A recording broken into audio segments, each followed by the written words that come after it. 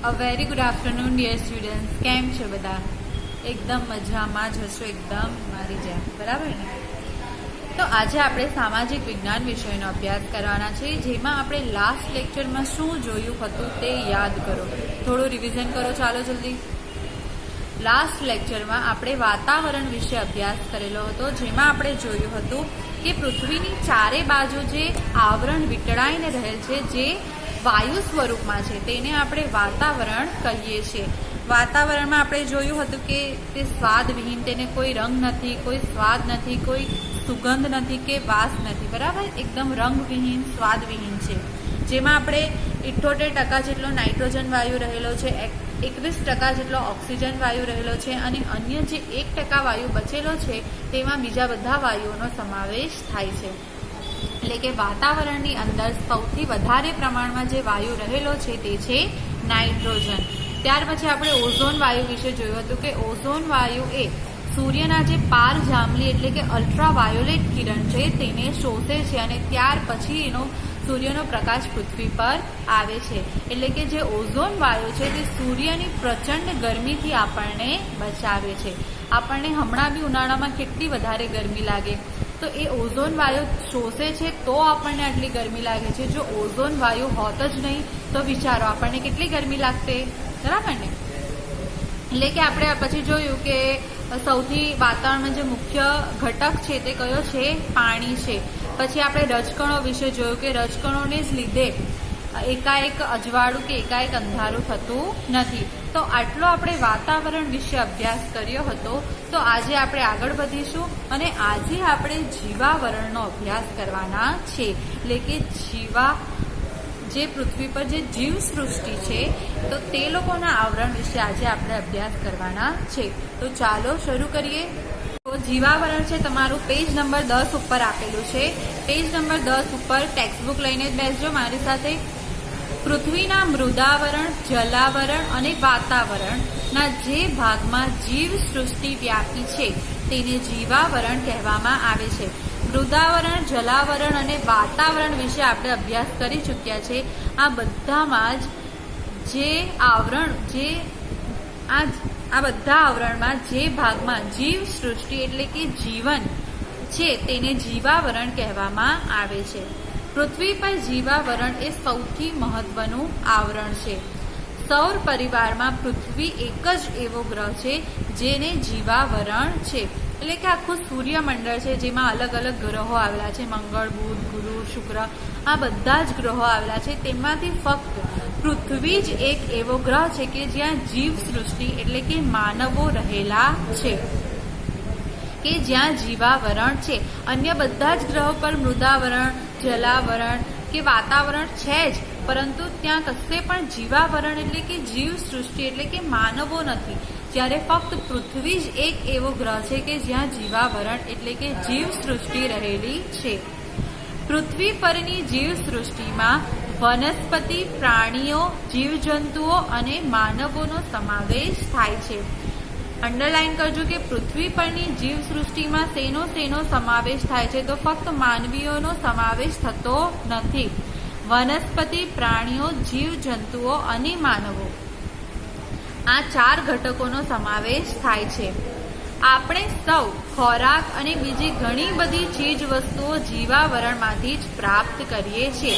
જુઓ, ખોરાક આપણે જીવાવરણમાંથી જ પ્રાપ્ત થાય છે. આપણે જોયું કે જીવસૃષ્ટિમાં વનસ્પતિઓનો સમાવેશ થાય છે અને પ્રાણીઓનો પણ સમાવેશ થાય છે. તો ખોરાક તો આપણને વનસ્પતિમાંથી જ મળે છે. તો આપણને જે ખોરાક મળે છે ને બીજી ઘણી બધી વસ્તુઓ કે જે આપણને જીવાવરણમાંથી જ પ્રાપ્ત થાય છે. વનસ્પતિ અને પ્રાણીઓ વિના આપણે જીવી ન શકીએ, કારણ કે વનસ્પતિમાંથી આપણને ખોરાક મળે છે. ઇવન ઓક્સિજન પણ આપણને વનસ્પતિમાંથી જ મળે છે. એટલે જો વનસ્પતિ ન હોય તો આપણે જીવી શકીએ નહીં.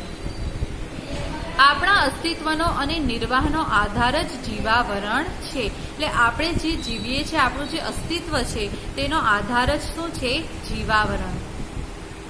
જેને 2 વિભાગમાં વહેંચવામાં આવે છે. એટલે કે જીવાવરણના 2 ભાગ પડે છે. પહેલું છે અજૈવિક અને બીજું જૈવિક. તો જૈવિક અને અજૈવિક એમ 2 ભાગ પડે છે જીવાવરણના. અજૈવિકમાં આપણે જોઈએ તો અજૈવિકમાં જેનામાં જીવ નથી તેનો સમાવેશ થાય છે. તો અજૈવિકમાં મૃદાવરણ, જલાવરણ અને વાતાવરણનો અભ્યાસ કરવામાં આવે છે. અજૈવિક જીવાવરણ એટલે કે જેનામાં જીવ નથી તે. જ્યારે જૈવિક વિભાગમાં જેનામાં જીવ છે, વનસ્પતિ, પ્રાણીઓ અને સૂક્ષ્મ જીવાણુઓનો અભ્યાસનો સમાવેશ કરવામાં આવે છે. એટલે કે જૈવિક વિભાગમાં વનસ્પતિ, પ્રાણીઓ અને સૂક્ષ્મ જીવાણુઓનો આપણે અભ્યાસ કરીએ છીએ. એટલે કે જીવાવરણના બે ભાગ પડે છે, અજૈવિક અને જૈવિક. અજૈવિકમાં મૃદાવરણ, જલાવરણ અને વાતાવરણ.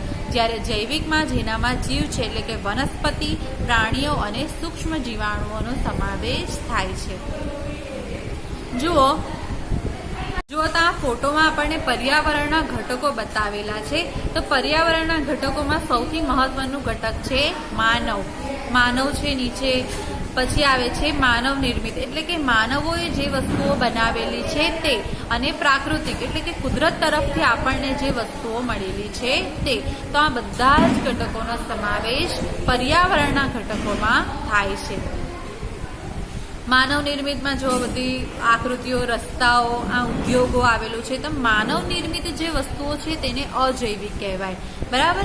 અજૈવિક વસ્તુઓ છે તે માનવોએ જાતે પોતાના હાથોથી બનાવેલી છે, કુદરતે આપણને આપેલી નથી, તો તેને અજૈવિક કહેવાય. જ્યારે જૈવિક એટલે કે જે કુદરત તરફથી આપણને સીધી મળેલી છે, જેમાં વનસ્પતિ આવે છે, આ હવામાન આવે છે, વાતાવરણ આવે છે, જંગલો આવે છે, પ્રાણીઓ આવે છે, આ બધું જ જૈવિકમાં સમાવેશ થાય છે. કારણ કે એ કુદરતે આપણને આપેલી છે, આપણે તેને બનાવેલી નથી. માનવોએ જે વસ્તુ બનાવેલી નથી, જે કુદરત તરફથી ભગવાને આપણને ડાયરેક્ટ આપેલી છે, તેને પ્રાકૃતિક એટલે કે જૈવિક વસ્તુઓ કહેવામાં આવે છે. બરાબર. એટલે પર્યાવરણના આપણે ઘટકો છે 3: પ્રાકૃતિક, માનવ નિર્મિત અને પોતે માનવ. તો માનવ નિર્મિત છે તેને અજૈવિક કહેવાય અને પ્રાકૃતિક છે તેને જૈવિક કહેવાય. તો હવે આગળના પેજ પર આવી જાઓ, પેજ નંબર 11 ઉપર. માણસ સ્વ વિકાસ માટે કેટલીક પ્રવૃત્તિઓ જાણીએ અજાણીએ કરે છે. સ્વ વિકાસ એટલે કે પોતાના વિકાસ માટે કેટલીક પ્રવૃત્તિઓ જાણી જોઈને યા તો અજાણતાથી કરે છે. તેનાથી વિવિધ આવરણોની સમતુલા જોખવાય છે. વિવિધ આવરણો એટલે કે મૃદાવરણ, જલાવરણ, વાતાવરણ, આ બધાની જે સમતુલા છે તે ખોરવાય છે. જેમ કે ખનિજો મેળવવા વધુ પડતું ખોદકામ, ભૂમિગત અણુ પરીક્ષણો, ખનિજ તેલ શોધવા ખૂબ ઊંડું ક્ષારકામ અને વધુ પડતા પાતાળ કૂવાઓ કરવા જેવી પ્રવૃત્તિઓ કરવાથી મૃદાવરણ જોખમાય છે. મૃદાવરણ એટલે કે જે જમીનનો ઘન ભાગ છે તે. તો આ બધું આપણે વધારે પડતું ખોદકામ કરીએ, અણુ પરીક્ષણો એટલે કે બોમ્બ ધડાકાઓ કરીએ, તો આ બધું આપણે કરીએ છીએ ત્યારે આપણે કંઈક વધારે પડતું જ મૃદાવરણને ખોદી નાખીએ છીએ, તો તેના લીધે મૃદાવરણને જોખમ થાય છે. પછી છે શહેરો અને ગામડાઓની અશુદ્ધિઓ તેમજ ઔદ્યોગિક કચરાઓ ઠલવાતા આપણા જળાશયો ગંદા બને છે. ગરમી વધવાથી ધ્રુવ પ્રદેશોનો બરફ પીગળવા લાગ્યો છે. જો આપણે ઉદ્યોગો તો ઘણા બધા સ્થાપી દીધા પૈસા કમાવા માટે. તેનાથી શું થાય, ઉપર ચીમનીમાંથી ગંદી પ્રદૂષિત હવા નીકળે. ઇવન આપણો જે ગંદો કચરો હોય તે બી આપણે પાણીમાં ઠાલવીએ છીએ, તો તેનાથી તેને નુકસાન થાય છે. જલાવરણને નુકસાન થાય છે, અને જલાવરણને નુકસાન થાય એટલે કે આપણને જ નુકસાન થાય છે. પીવાનું ગંદુ પાણી આપણને જ મળે છે અને છેલ્લે આપણે જ બીમાર પડીએ છીએ અને મૃત્યુ આપણું જ થાય છે. એટલે નુકસાન કોને થયું? આપણને જ થયું. એટલે કે જેનાથી જળાશયો ગંદા બને છે. પછી ગરમી એટલે કે વાતાવરણમાં ગરમીનું પ્રમાણ ખૂબ વધે છે, તેના લીધે બરફ પીગળવા લાગ્યો છે.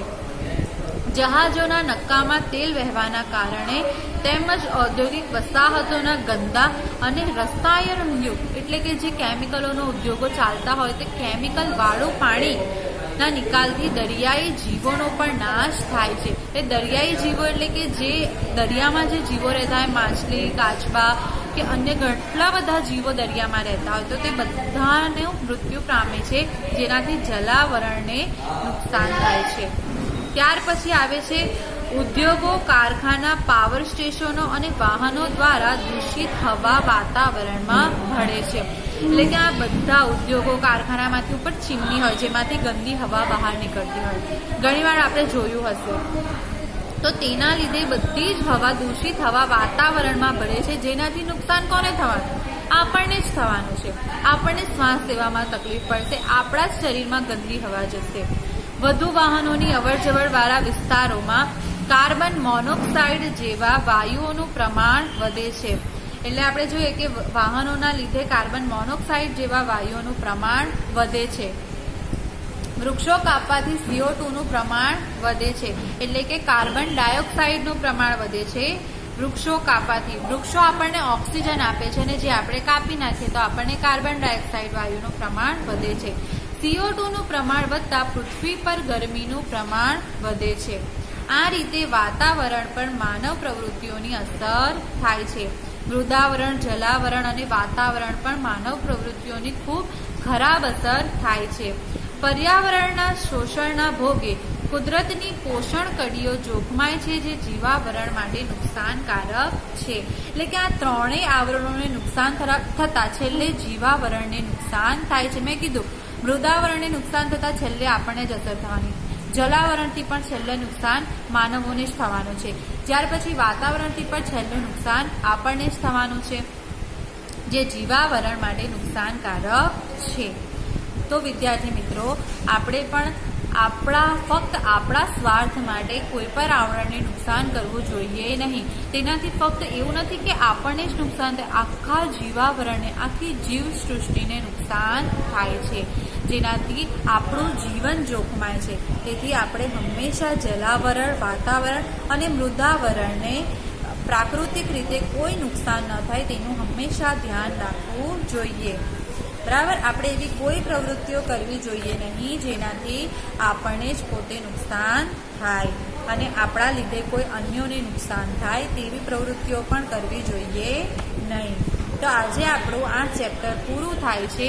જે સ્વાધ્યાય છે હું તમને નેક્સ્ટ લેક્ચરમાં કરાવીશ. ઓકે વિદ્યાર્થી મિત્રો, થેન્ક યુ.